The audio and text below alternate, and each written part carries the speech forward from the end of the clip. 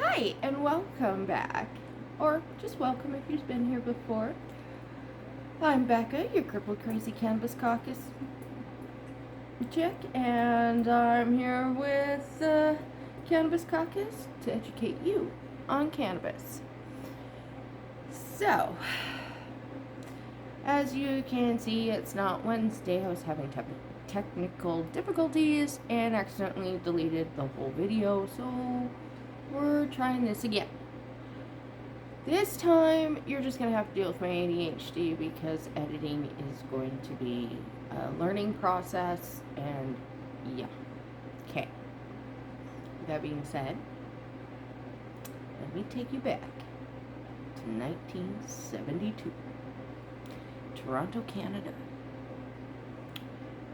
20 women have been selected to, well, they were volunteers, but they were selected through many volunteers to participate in a cannabis study. They wanted to know how cannabis affected women and work performance. The only study done of its time. So, 18 to 25-year-old women, yes, I said 18 to 25, because, and I'm stressing that because misinformation is going around that if you are under the age of 25, cannabis will hurt your brain. It is not true. So not true. And this is a story and a study that you can actually look up. It only took 40 years to find the research results, but they were published. We'll get to that. So, 1972, these women were put into a hospital ward. They were not allowed to talk to anybody. They were not allowed to go outside. They were stuck in this hospital ward. Now, 10 of the women were the control group. 10 of the women had to smoke cannabis every day. They had to toke 2 joints a night. And every night, that's 2 joints each every night. They weren't allowed to share because they had to, keep the levels and THC stuff all, scientific-y, experimenty stuff. Anyway, I can't. The words aren't. So, yeah. Anyway. I had to smoke 2 joints a night. Each night, the THC level was increased, and this was going on for 98 days. So for 98 days, they are isolated to themselves to see how cannabis affects them. Now, the productive part is each lady on the control side and the using side were given lessons on how to make belts. Yeah, like the macrame belts. So, they did for 98 days. Throughout this whole thing, at first they were having a blast. They were enjoying themselves, all kinds of fun and giggles and laughter, and I keep hitting my table. So, towards the end though, they were just like, we are so done. Just let us go home. We're done. We don't want to do this anymore. So what did they do? Well, they dangled an extra $250 in front of their faces. Now, this is 1972, so $250 is a lot of money back then. I mean, a lot. So, here they are, dangling an extra bonus on top of the $2.50 they were making per belt, which, by the way, at a little over $1 an hour for minimum wage, I think it was like $1.65 an hour. So, yeah, they're raking in the cash, man. For 98 days, hell yeah.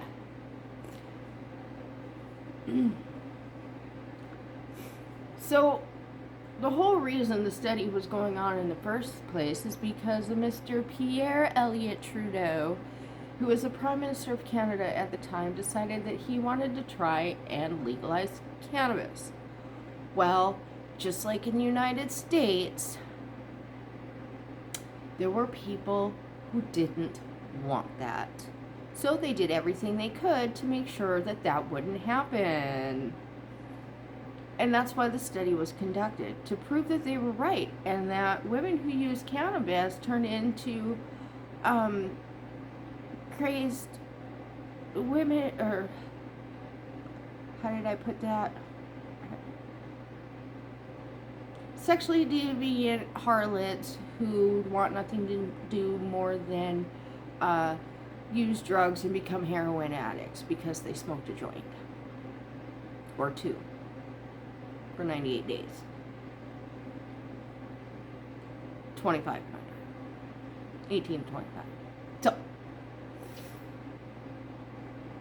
yeah, these ladies, one lady, her name was Doreen, and she wanted the test results. She's like, I didn't go through all of this just for it to be ignored. I mean, come on. My arms looked like they had track marks on them after when we were done. They literally had to get doctor's notes saying they were in a medical experiment and weren't junkies. So they could get jobs and go to college and shit. How fucked up is that, man? Damn. So as the days went on, they had, excuse me, as the days went on, they had to make these macrame belts, and every small report that they were giving to the guys who wanted to keep cannabis legal, well, those guys weren't liking what the guy had to say, because things weren't going the way they wanted it to. You know, this was supposed to turn women into drug-crazed harlots. And lazy. So,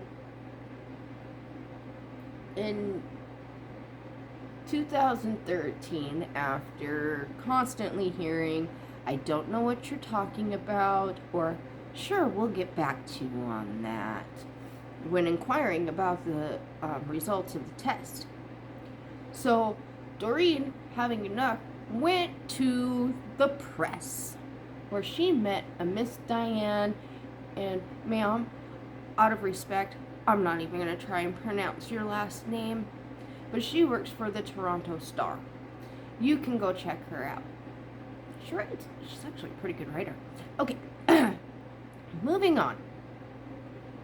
So Doreen talked about told Diane how she, wanted to know the test results and couldn't find them. They were never published. She couldn't find them anywhere. They were buried.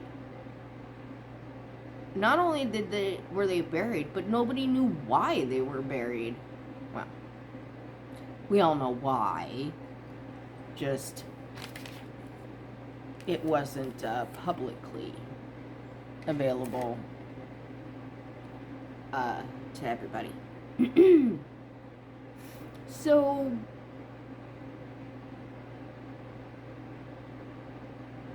they published it in 2013, sorry. She published an article in 2013 talking about Doreen's story and about the marijuana conspiracy or the marijuana test that they had conducted. So, hold on, I need to take a drink.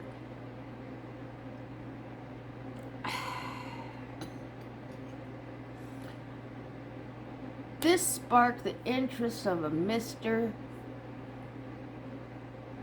Holy crap, Justin Trudeau. Wow. Okay, you can tell I haven't taken my ADHD meds this morning yet. We'll get there. And I'm sorry, I have sinus issues, so yeah, I'm a little nasally. Deal with it. Or not. She said the most frustrating part about the whole thing was they never got the results. They never found out what happened. They went through all those testing every half an hour, getting their blood pressure taken, getting their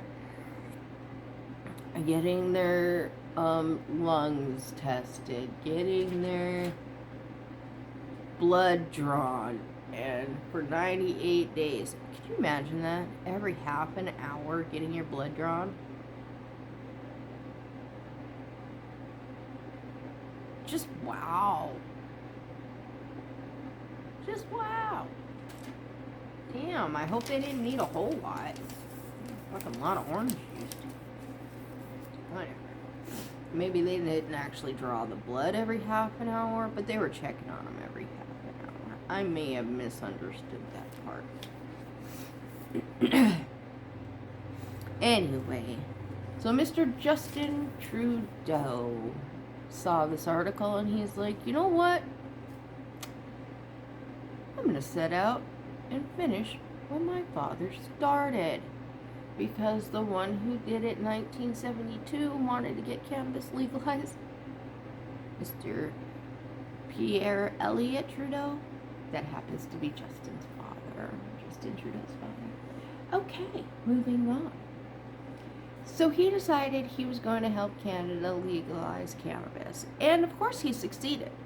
Not only did he succeed at that, but the test results were finally released. After over 40 years, they finally found the test results. It was published. It was buried in a university